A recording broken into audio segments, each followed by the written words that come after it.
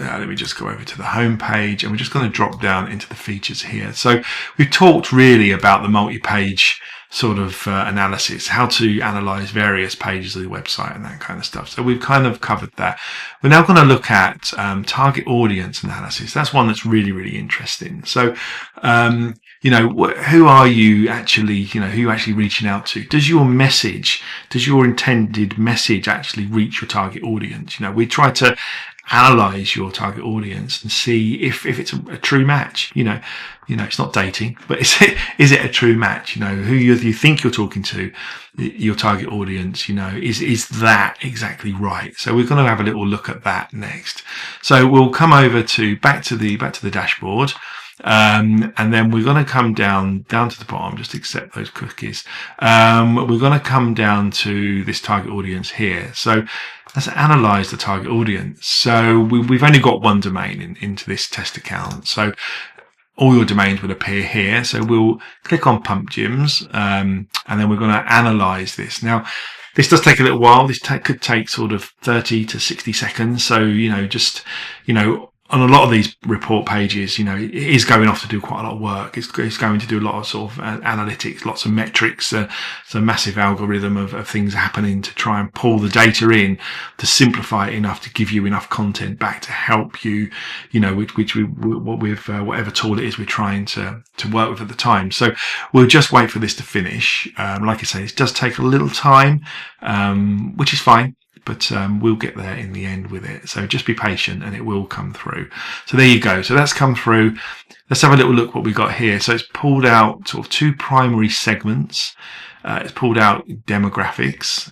So age range is 20 plus, which is probably right for a gym. Use cases. So six use cases. That's great. And an extra, some competitors here as well. So let's have a little look. The report also gave us a load of competitors that we can have a look at, which is really, really good. But this has pulled out a few other ones. So let's have a little look what we've got here. So the primary target audience segment for this particular sort of case study that I've done here for this Pump Gyms, key audience segments identified from your website analysis. So value driven and flexible fitness seeker. So that's your target audience. That's who you're looking to sort of to target within this whole website. Value driven. So they don't want to spend a lot of money. They don't want to, high expensive gym membership. So they want their value. They want value for money, but without robbing the bank kind of thing, and they're quite flexible. So they want to go whenever they want to go. They want it 24/7. So, it's as it says here. So individuals who prioritize affordability, flexibility, convenience in their gym membership. They're looking for a high quality fitness experience without expensive contracts and restrictive operating hours. This segment values features like no joining fees, 24/7 access, free parking, and included classes. So that's your target audience. That's who you're trying to talk to. And we've managed to pull that out and understand. So we can say that, your website as it stands today, your target audience is value driven, flexible fitness people. It's those sort of people that are sort of, we look at demographics and customer journeys and all that kind of stuff in a moment, but that's it really. And then we've got to have, dedicated strength and wellness enthusiasts as another one that it's pulled out as your sort of dedicated, as another potential segment there. So another target audience segment. So there's no limit to the number of these things that the tool will pull out. It will just give you what it feels is right based on the content that we're analyzing. So that's really, really good. We've got our, so key characteristics of your ideal users. This is great. So this is a technical sophistication. So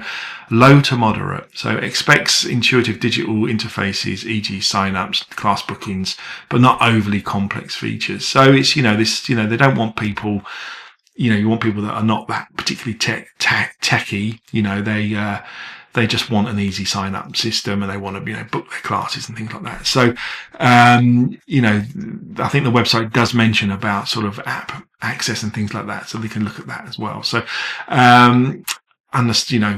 content challenges. So that's give us a load of information there. and some business goals. So acquire new members through attractive introductory offers, no joining fee. So that's what it pulled out. Increase member retention. So, encourage participation. So there's some business goals it can give you. So expand market share into existing or new regional locations in the UK. So that's, some business ideas that we've managed to sort of put in there for you as well. Specific use cases. So a busy professional needing to work out before dawn or after dark due to demanding work schedule. That's probably the sort of person that would come along and use this type of gym. Somebody wanting to attend multiple fitness classes without extra charges. Most gyms do that, so that is a use case, which is great. Although some do charge extra for different things. You might have, the swimming lessons would be extra, whereas another gym might give you the swimming lessons or an introductory pack of swimming lessons or something, straight away. So that's great. These are just use cases. These are just sort of ideas for you to think about. Sort of like, all right, okay. So member utilizing the sauna after strenuous workout for muscle recovery and relaxation. Well, okay, that's great. Well, there's a whole series of blog posts and videos just in that one section alone. So you could go away and create, a video of the sauna and of the relaxation and people just chilling out and just enjoying the relaxation side of being at the gym. That's things that you could add into that, so there's lots of blog posts and lots of content that you could write just around that use case. So this, this target audience tool really does sort of help just give you ideas, just help you sort of think about what you can do with your website. You're not just limited to you create your website and that's it. You've got to create your content that's engaging and that's written with intent so that people will sign up to your service or your product or whatever it is you're trying to sell people. This is just all about giving you insights, and ideas. Get your creative juices flowing and get your team to come up with ideas. And this is what it does. This is absolutely amazing in my opinion, or in our opinion. So we've got our audience overview, which is absolutely fantastic. Let's now look at the user journey. So we look at this. So the user journey is normally broken down into these 7 areas. So awareness, consideration, evaluation, purchase, onboarding, adoption, and retention. And that's the kind of journey that we want people to go on. So, the awareness, user discovers the need for a gym membership. So that someone knows they want a gym membership. That's great. So they're aware of it. How does our content fit with that awareness? That's the things that we need to be kind of, writing on our website. That's how we need to talk about things. Consideration. So user researches various gym options. So they're going around, they're looking at all the competitors or your competitors, and they're trying to work out, what gym's right for them. They're looking at the price, the location, the opening hours, the equipment, what other features, joining fees, no joining fees. Is it expensive? Is it within my budget? There's so many parameters that people sort of will go through. They will apply to their thinking as part of their consideration. They will then go to an evaluation stage. So the user visits the Pump Gym's website, reviews the specific location details, checks the equipment list, etc. So this is really important here. So, the evaluation side of things is where you really need to hone in all of your information, all of your intentional content, your messaging, really talk to your customer here, because it's at this point where they're evaluating you as a potential provider for their problem. It's at this point that they need to, you need to win them over. You need to bring them into your club, into your product, into your service. This is where you've got to win them over. So this is why it's really important to understand that customer journey, that journey that they're going to go through, so awareness, consideration, evaluation, and they're going to make a purchase. You don't want them to click off and go somewhere else. You want them to, pick up the phone, or you want them to, contact the contact form on your website. You want them to take real action. And the only way you're going to get them to take action is to actually encourage them to take action, give them the right content, make sure that it feels right for them, that it is the right website for them. This is the right product, this is the right service.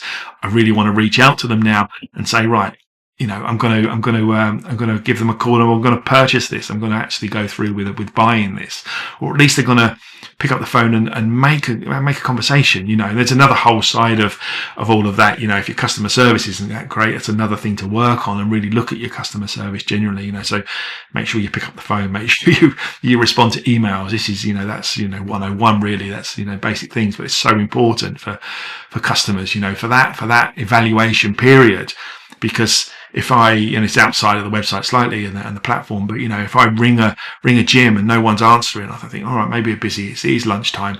I'll ring again in an hour. No one's picked up. This is not making me feel good. I don't feel great about it.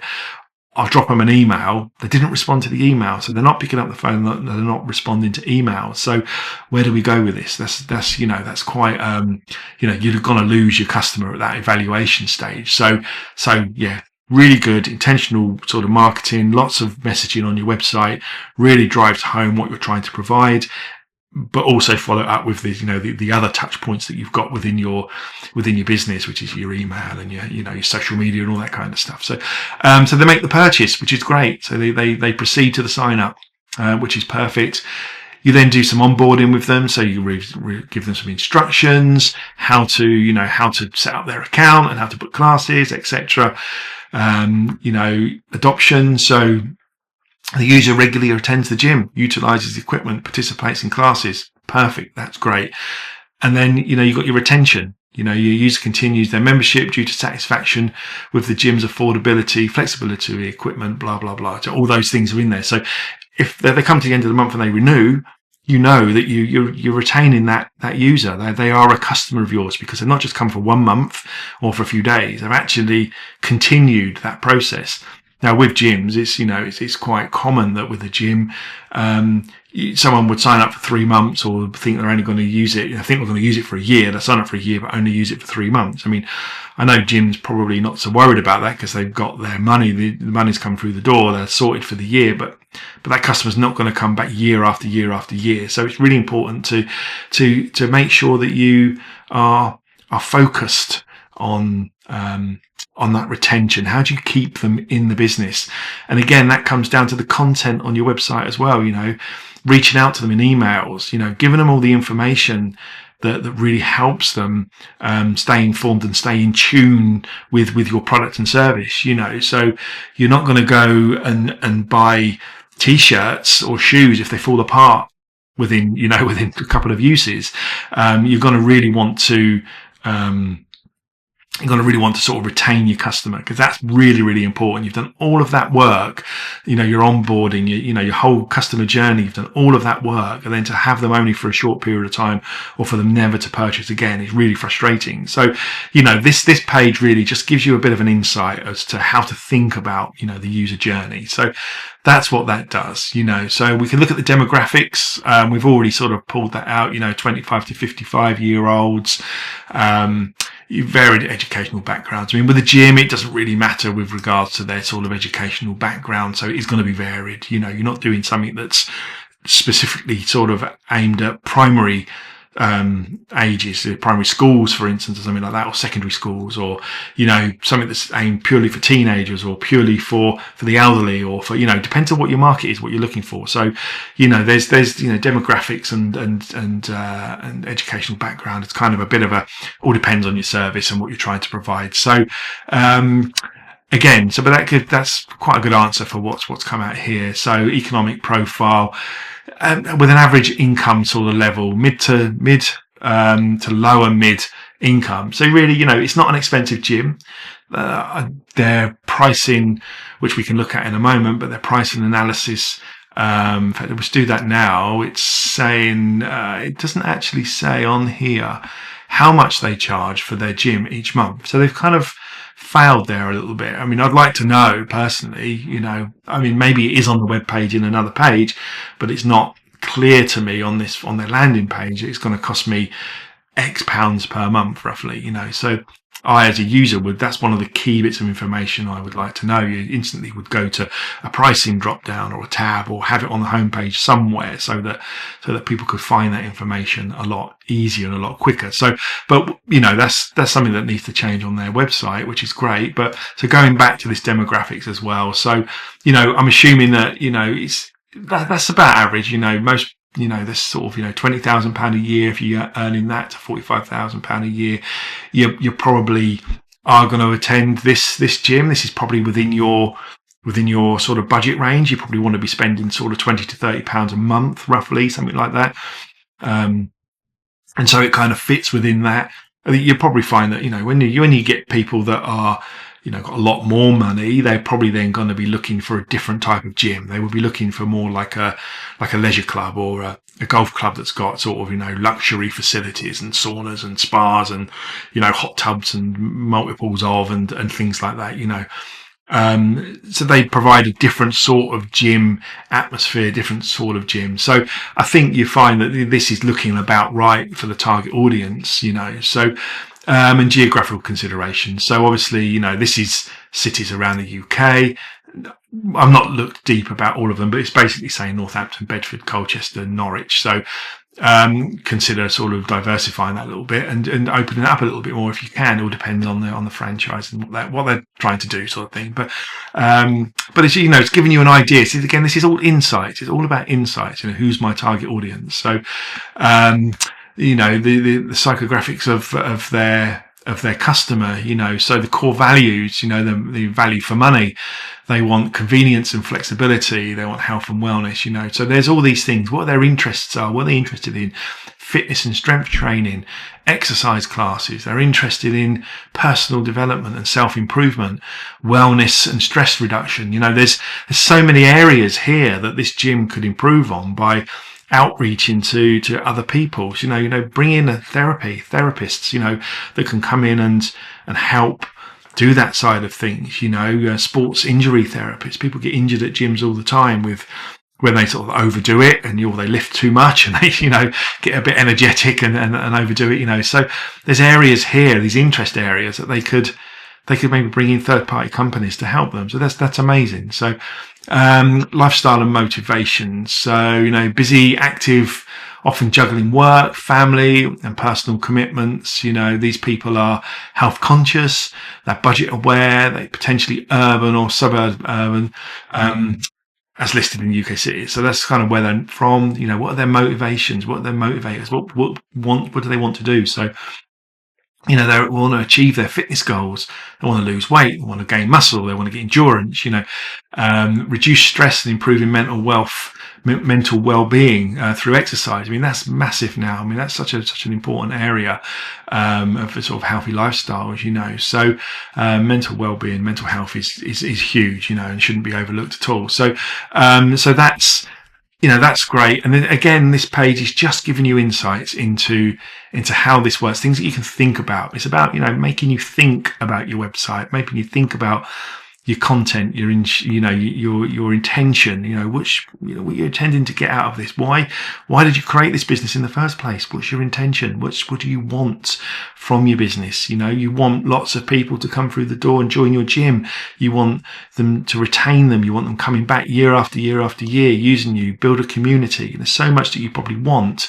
But again, this just gives you sort of insights into this, really. So behavioral patterns. So this is how that particular, this ideal customer that we're sort of talking about here in this report, they search the gyms, they, research everywhere online to find local gyms, to local places they can go and meet their problems, go and deal with all the things that they're trying to resolve, losing weight or mental health and well-being and that kind of stuff. So, decision making, so primary driven by perceived value. So what are their what makes them to these decisions? What's making them take action? What decisions are they actually making? So driven by the perceived value, so features versus cost, influenced by the absence of long-term contracts and hidden fees. It's giving you some info there, which is great. Engagement style, so direct and transactional when seeking information, sign-ups, practical, efficiency focused. There's lots of information here about how they will engage with you, how you would like them to engage with you as well. So, which is really good. We talk, in lots of places we talk about sort of competitors, which is great. It's pulled in a couple of other competitors here. I mean, bear in mind that this is quite AI driven. So AI sometimes doesn't always give you the exact same results consistently every single time. It's just the nature of AI, really. So you might find that this particular run of the report, it's giving you these two competitors, whereas another time it may give you 5 or 6. So it's not always, there's going to be a bit of sort of variation in them. But again, it's about looking around. It's about looking at the people around you, the competitors in your field, and your target audience, and what you're trying to say to them, how you're trying to reach out to them, how you're trying to speak to them. So it's all about that. So really, this is just insights, So this is saying pure gym. So budget conscious. Well, that's target audience is that.